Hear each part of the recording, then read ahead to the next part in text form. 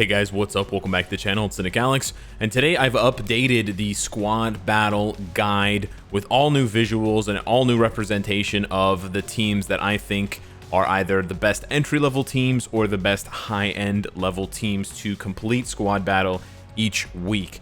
And I'm making this video because it's been a long time since I updated the squad battle teams. A lot of new characters, a lot of new uniforms have come out since then, so there's that.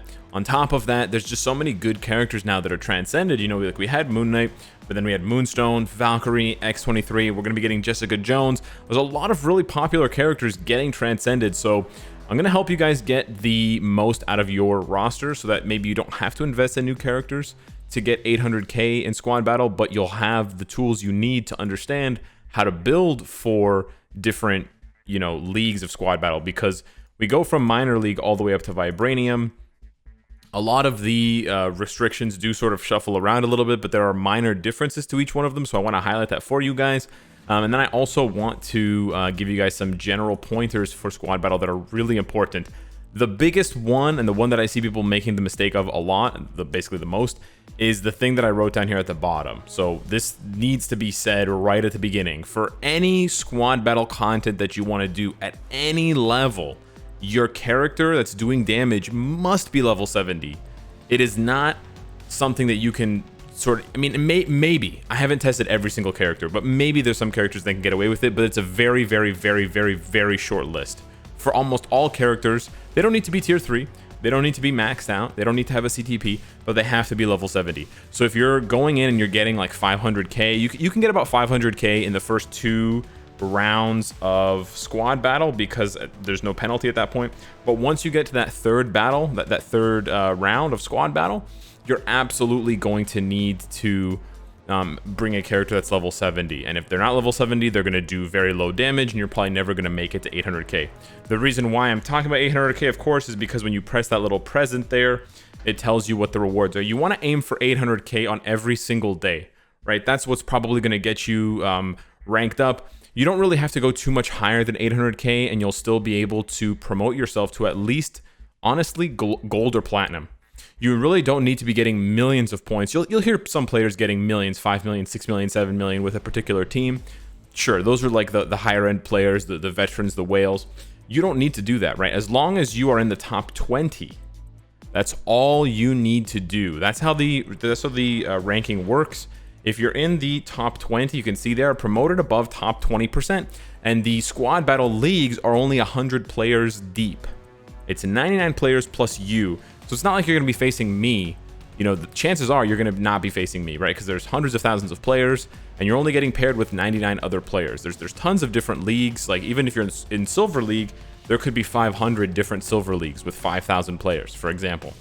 Right, so you only need to make it to the top 20 of that, and maybe if you're unlucky, you'll get to silver or gold and you'll run up against an unusually strong group and you'll be 25th or 30th. That's fine. You're not going to be demoted. You're only demoted if you're 80th to 100. And then next week you can just try again. But I think most players, unless you're brand new, you can easily get to silver. You could probably push to gold or even platinum. And I've been watching some players recently who I've been talking to on Discord and stuff, like Acid, who have been able to push to platinum, or actually he's in Vibranium now. And if you look at his roster, you would be surprised at what he can do. And actually I can give you his IGN. I don't mean to call him out in a negative way. I actually mean to sort of big him up in case you're wondering what kind of account can actually get to Vibranium, because I mean, I'm in Vibranium, there's lots of other characters in lots of other players in Vibranium, but Acid, oh, geez, where there, it's Acid. Go check out It's Acid. He's agent level 123. That account can get to Vibranium and stay there, so you can use that as a motivation for yourself. So now that you know why you want to play squad battle, now that you know like how you have to build the character specifically, like the specific main DPS character, and what score you're aiming for and how to progress through the leagues, now let's look back and talk about the different setups. So I'll explain what I did here. I basically took the same structure that I used for the ABX teams, which I have now fixed, by the way, for Loki and Null's Day. And I basically did that, except there's a lead, support, and main DPS for the different leagues. And you have to just be careful when you're reading it, because of course it's always lead, like it always follows this, but this is just for the minor league. And you have the minor league restrictions, right, all the way to the Vibranium level restrictions, and then you have the, you know, lead, support, main DPS. how I tried to do it was, I thought, you know, minor league, newer players, obviously you may have better teams than this. That goes without saying. I don't know what your roster looks like, but these are, for the most part, almost entirely characters that you can use without uniforms. I actually chose Luna's icon without her uniform, but not Sharon's. I'll fix that. I'll take Sharon's uniform off. But basically, I tried to suggest, at least for the first 2 leagues, characters that did not need their uniforms. And so in this case, Thor is just providing a team-up bonus with, I believe, Medusa to give some extra attack to Shadow Shell. And for example, Beast, he's just here to either just pass the buff on the 5th skill, so you can switch from Misty to Beast, press 5, and then switch to Luna. Or if he's tier 2, he can give her that crit, that guaranteed crit rate buff, right? But all of these are free to play options. All of these do not require uniforms. I tried to go as low as possible.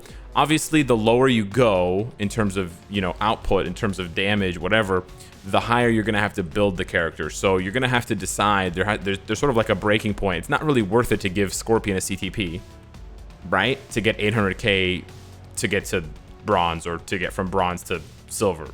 So you sort of have to decide that. Obviously, as your account grows and you build more and more of these characters, you'll have more and more options. Maybe you're already at the point where you can sub in someone like Quicksilver or Deadpool for Scorpion, right? I can't make that decision for you. I don't know what your roster looks like, but I tried to design it in a way where the supports are all really good and flexible. The only kind of tricky one is Taskmaster, so you need to pay attention because I don't have him wearing his uniform here.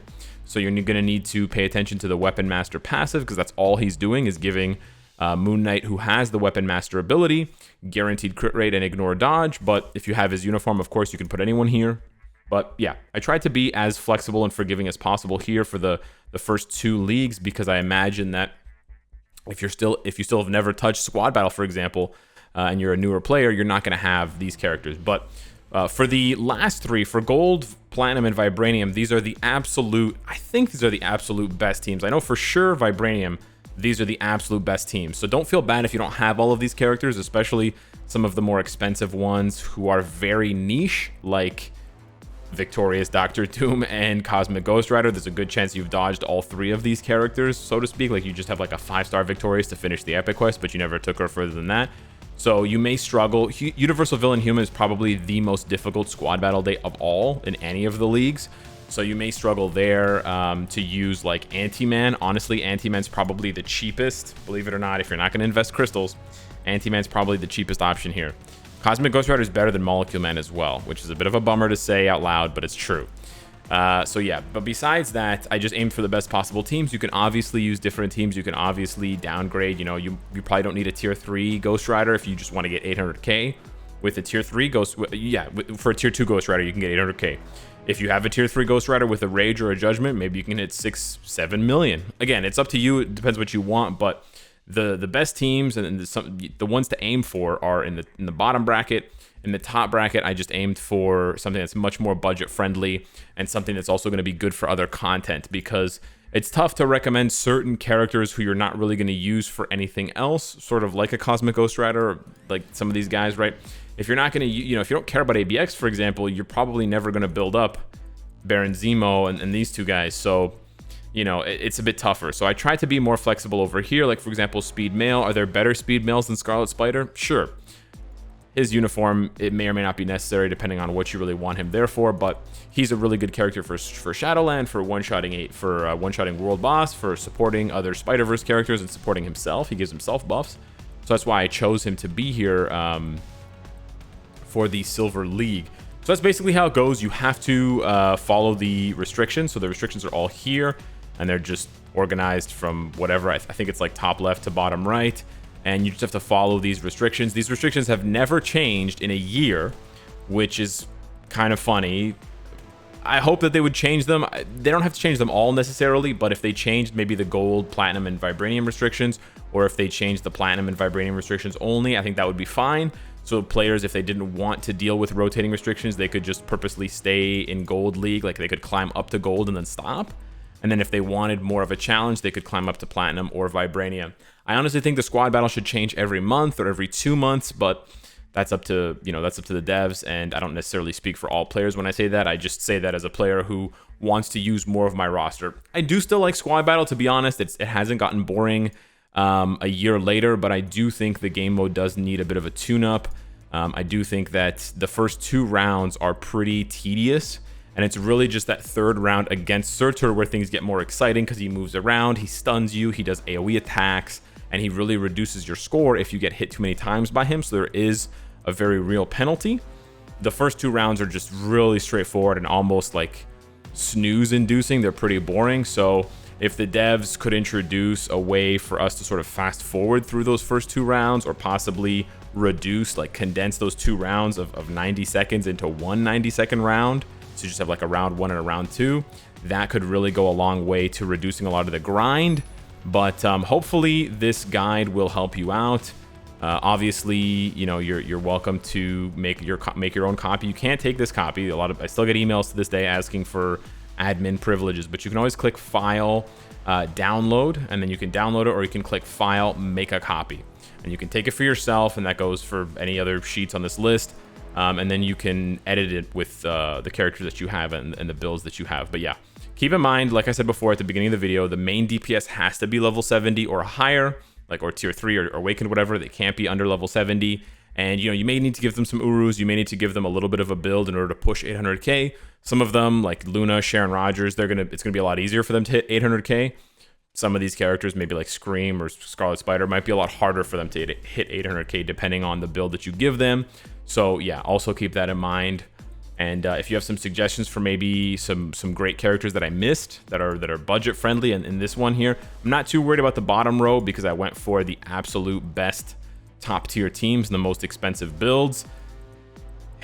I was gonna say except for this one, but yeah, no, Goliath is still the best combat hero male human. It seems so weird to see Goliath down here with these behemoths, but yeah, he is.